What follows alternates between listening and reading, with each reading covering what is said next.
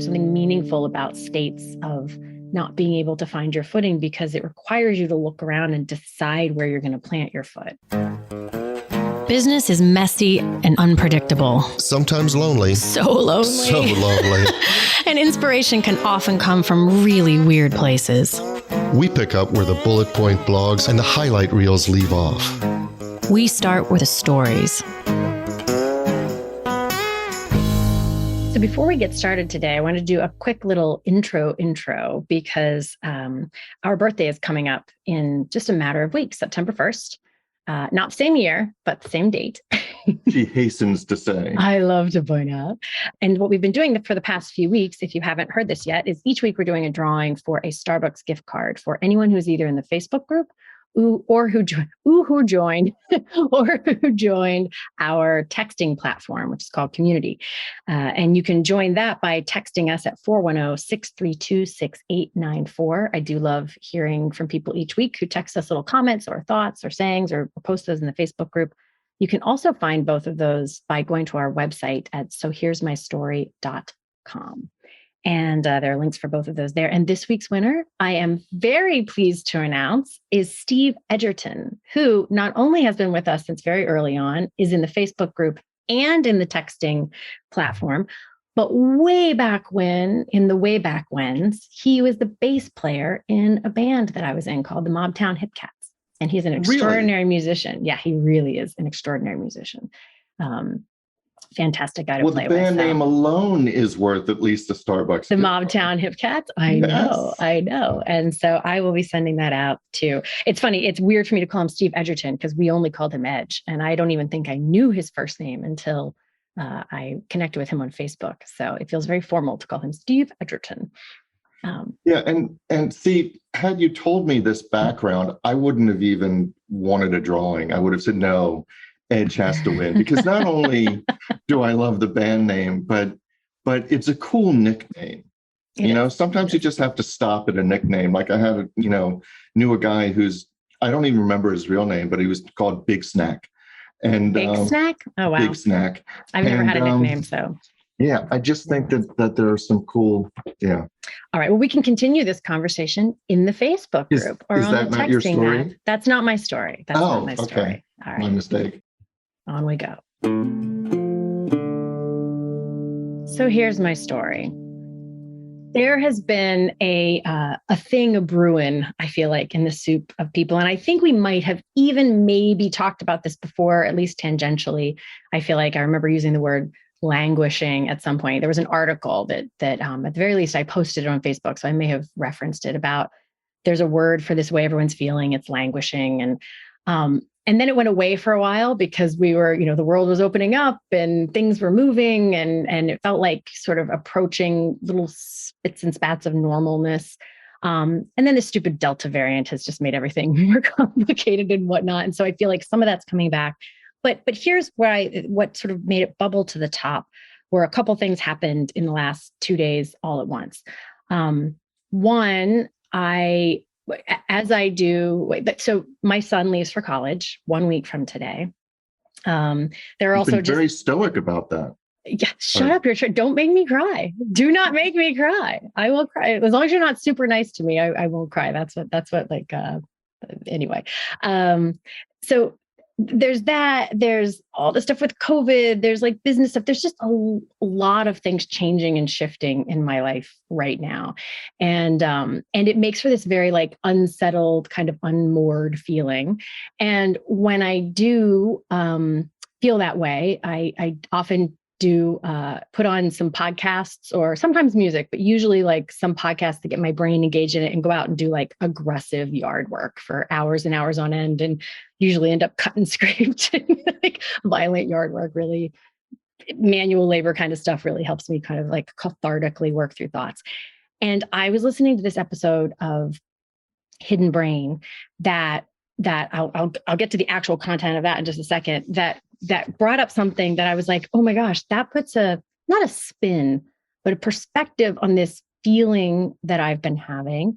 And I sort of made a mental note to come back to it. But then yesterday I got an email from a client/friend just checking in, saying hi. And then she said, I'm just curious, I'm having trouble finding my footing in this evolving world we're living in. I'm just curious if that you're feeling that way or if your clients are feeling that way. I know sometimes you talk to so many people that you hear these things bubbling up. And so I want to go back to it and talk about this thing because I feel like it is a thing in the world at the moment. And so this episode of Hidden Brain was with a gentleman named Anthony Burrow, and the topic was about purpose. And I just clicked on it randomly, and it was kind of interesting for a while. They referenced that scene in The Graduate where he's floating in the pool, and his dad's like, "What are you going to do?" And he's like, "I don't know, like whatever." And I was only sort of half listening, and then they got to this point where the guy was saying, and I'm actually going to just read part of it because it was so well articulated. I don't want to mess it up by trying to paraphrase it.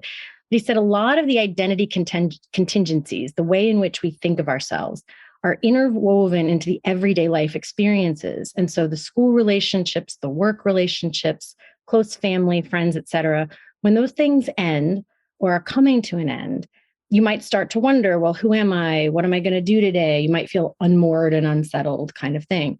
And then this is the part that gets really interesting. Languishing isn't just a description of sort of wallowing or afloat in a pool. It is an attempt to describe a whole set of affective, emotional, behavioral circumstances of simply not feeling engaged in one's life. There's a sort of disconnection.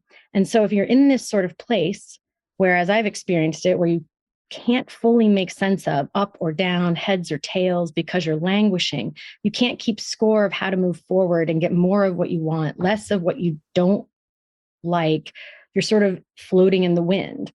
And he talks about how unsettling that is. And here's the part that clicked in my brain that I was like, oh, this isn't this like terrible, awful place to be. I mean, it certainly feels that way. You and I have talked about that uniquely unpleasant place of feeling unsettled. You nailed on that word one time. And I had this thought, and I'm not trying to put a rosy picture on an unpleasant feeling, but as the guy was talking, I thought about gears changing. The very first car I ever learned to drive was a manual. And the whole concept you have to learn as a manual is to change gears, to go up or down. You have to hit the clutch because you have to disengage the engine from the gear, you have to disengage to be able to like shift to a different gear and then it re-engages. But that disconnection, I just always think of disconnection and languishing as I don't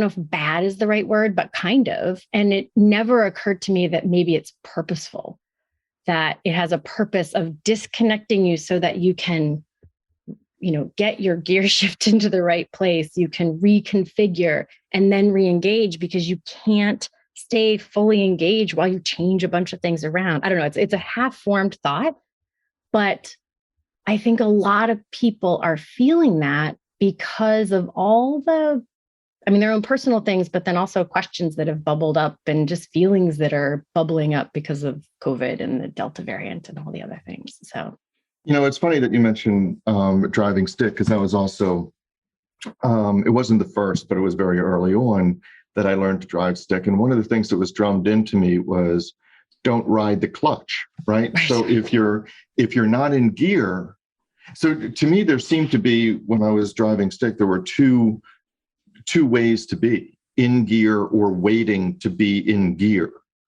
right? Mm-hmm. And it wasn't, I didn't spend much time in neutral because I was always worried about, okay, what's the next gear?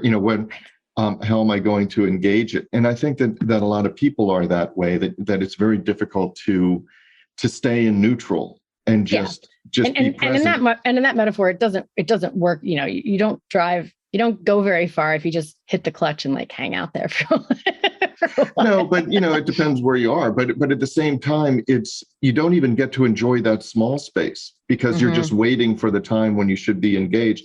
And it kind of reminds me, and we've referenced this before. There was a book by Chip and Dan Heath called The Power of Moments. And what they talk about is how people will sometimes say that, I don't know where this year went, or I don't know, I can't believe that was 3 years ago. It seemed like yesterday, because people became unmoored in time. And what keeps us attached in time, according to them, are events, whether it's the retirement party or a wedding or some event that you can say, oh, that was before this, or that was right after that gathering or something. And the languishing part, I think, when you say that people are unmoored, it's that, yeah, there's no tie to the big thing, because everything is changing. There's no Yes. there's no solid ground to tie a rope to. Yes, and there were a couple things they pointed out later in the episode, which is being purposeful. First of all, they made the distinction is very different from goals. That's not the point they were making. Goals and purpose are very different, and that purpose is often more of I won't say vague, but it is this often the distance. It's not it's not tactical. It's more like just a direction, like a North Star kind of thing that you're headed for.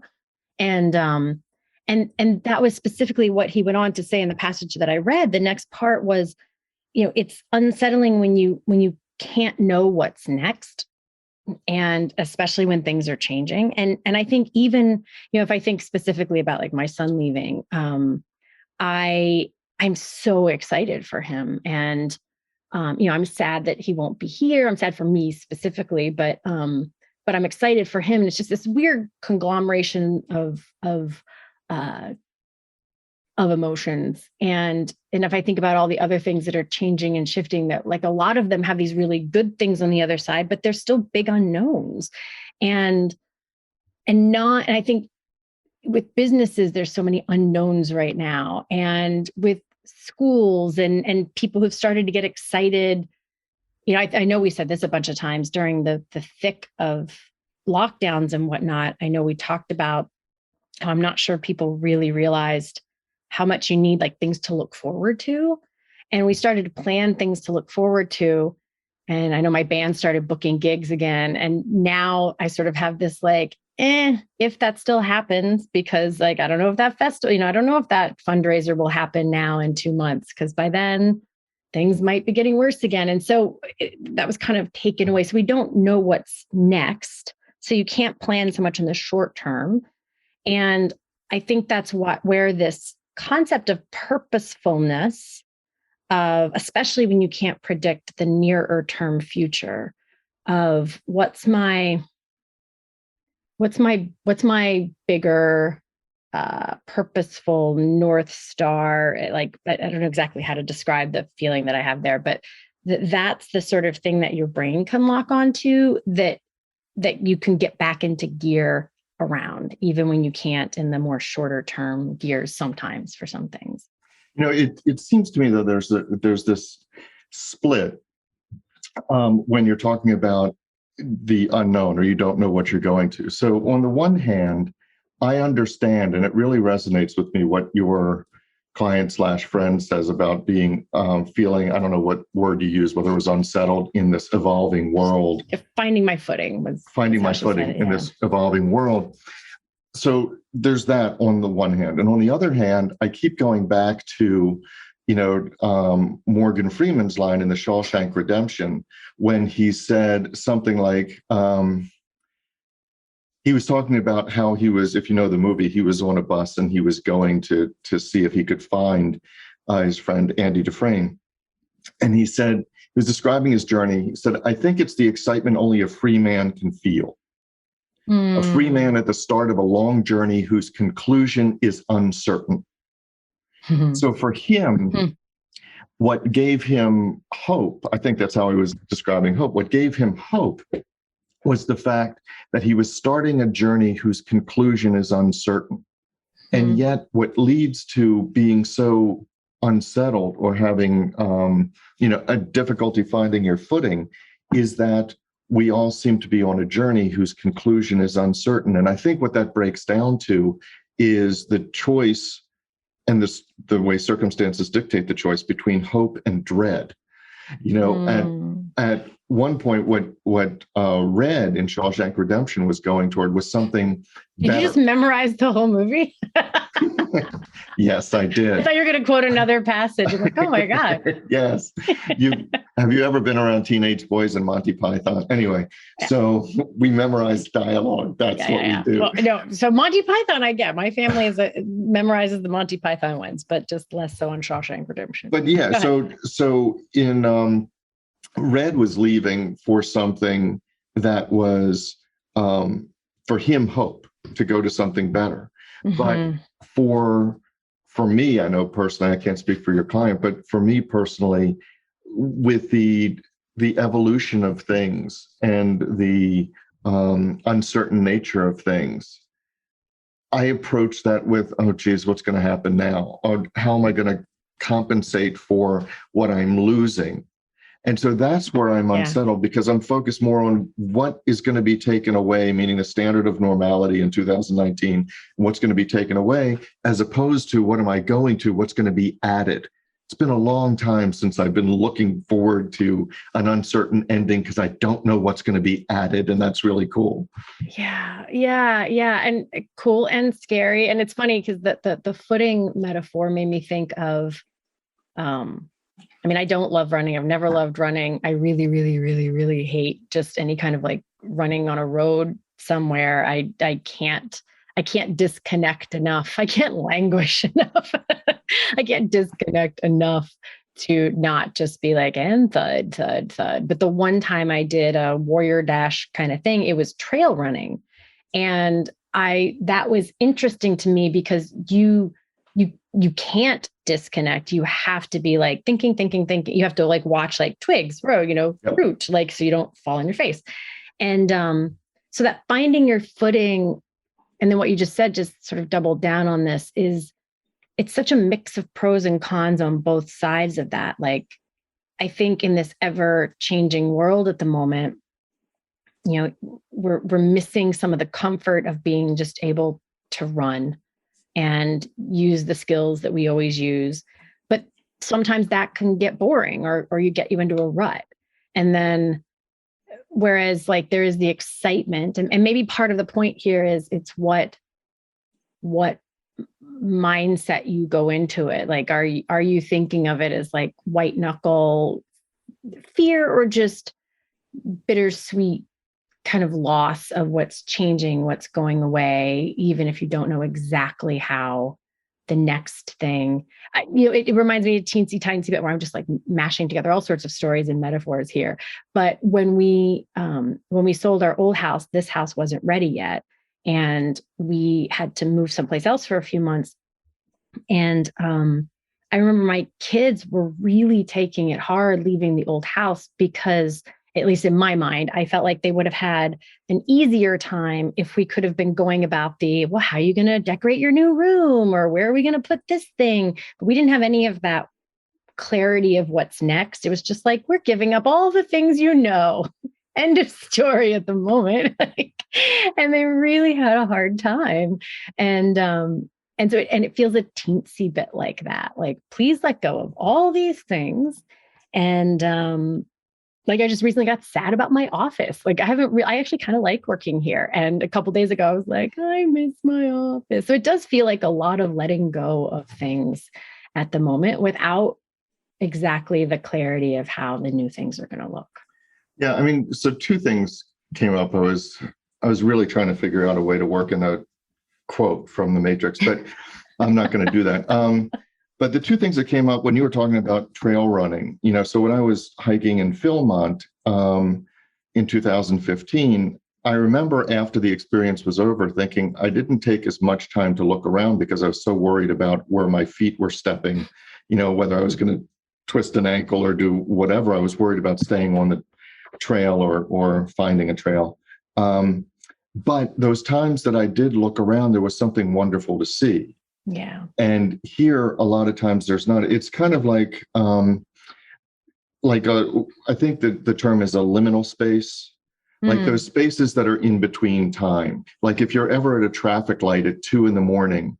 and you're stopped at a red light, but there's nobody around, or if you're in a classroom, but it's the middle of summer and it may be decorated for kids, but there's no children around in the hallway, there's no noise. It's a space where that's waiting to be filled. Like an airport gate at 2 a.m. when you're the only one waiting for that flight. It's but here sometimes the liminal space can be exciting. But a lot of times, like moving into your temporary lodging while you're waiting for your home, you're just between.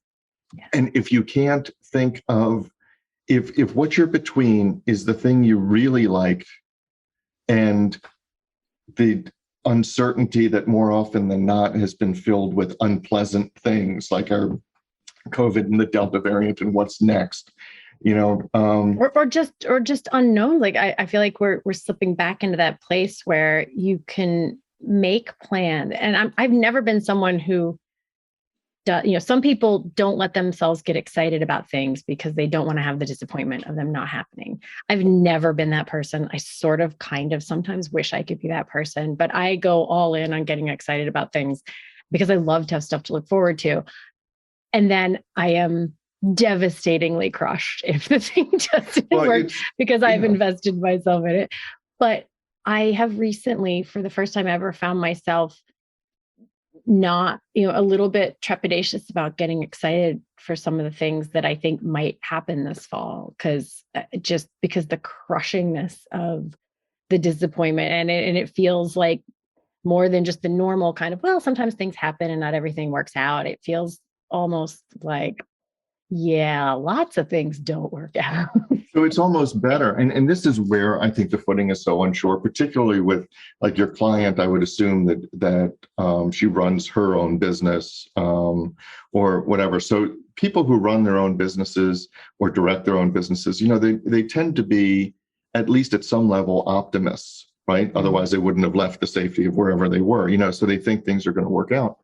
But having these plans, so for example, Nikki made plans a while back to fly out to Oregon to see her sister, and her sister bought tickets to Randy Rainbow, this Randy Rainbow guy. And Nikki's been really looking forward to it. But now with all the news, and she's becoming increasingly anxious about getting on a plane, let alone being in a concert with a whole bunch of people and what that's going to look like. So you have that excitement, and then, you're almost punished for the excitement. I have one of my first speaking engagements, live workshop set up in Florida for the end of the year. And I'm really excited about that because how how much I love to do these live workshops and stuff.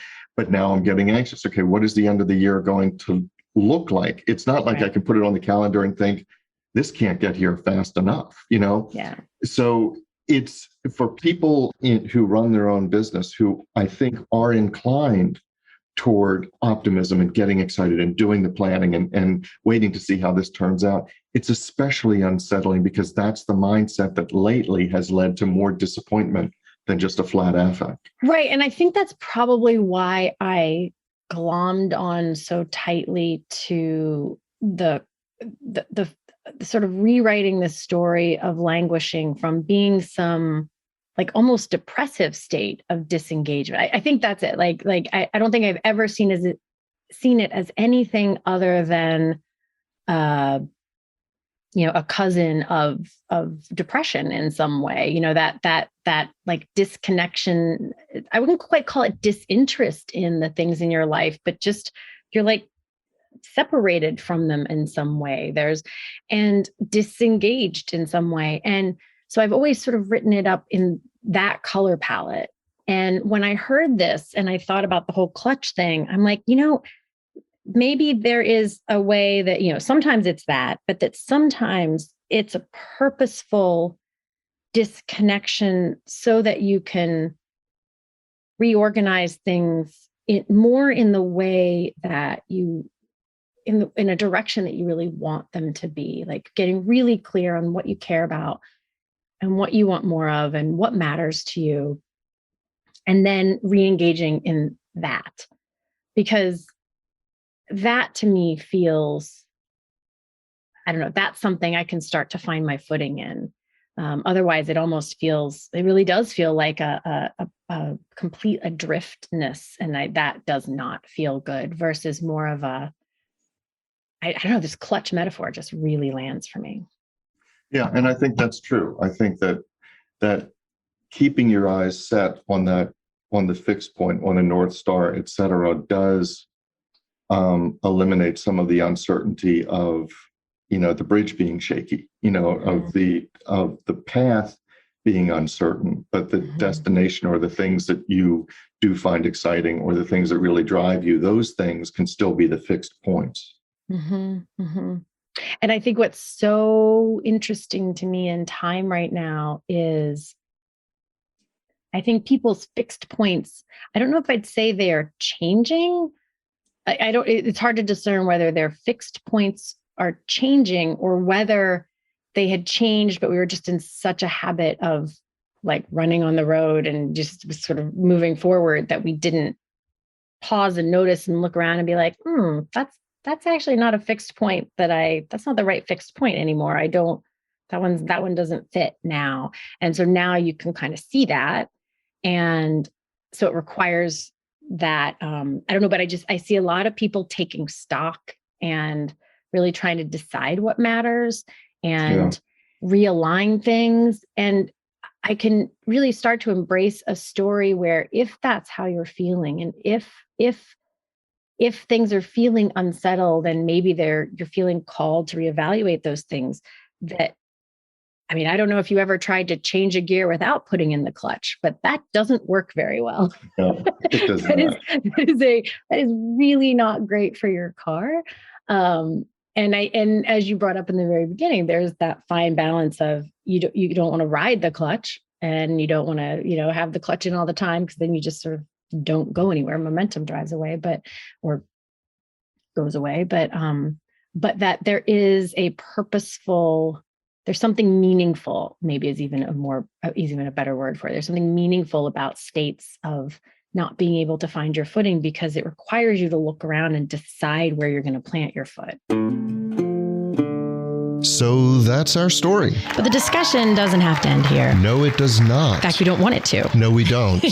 That is why we actually have our private Facebook group, which we started to make sure that we could get your comments, your rants, your thoughts, your stories. You can find links to that group, as well as show notes and links to subscribe via email, and how to find us just about anywhere you can possibly find podcasts at sohere'smystory.com. And you can also find us on Facebook and Twitter at SHMS Podcast. And since we know it takes a village. Yes, it does.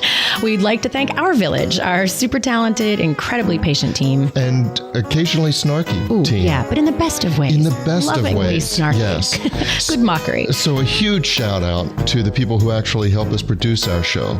First, our sound engineer, Tom Hansen.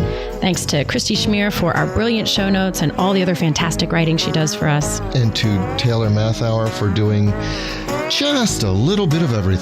Including wrangling us. Which is no small feat. No, it's not. This is Jody Hume. And I'm Elliot Wagenheim. And you've been listening to So Here's My Story.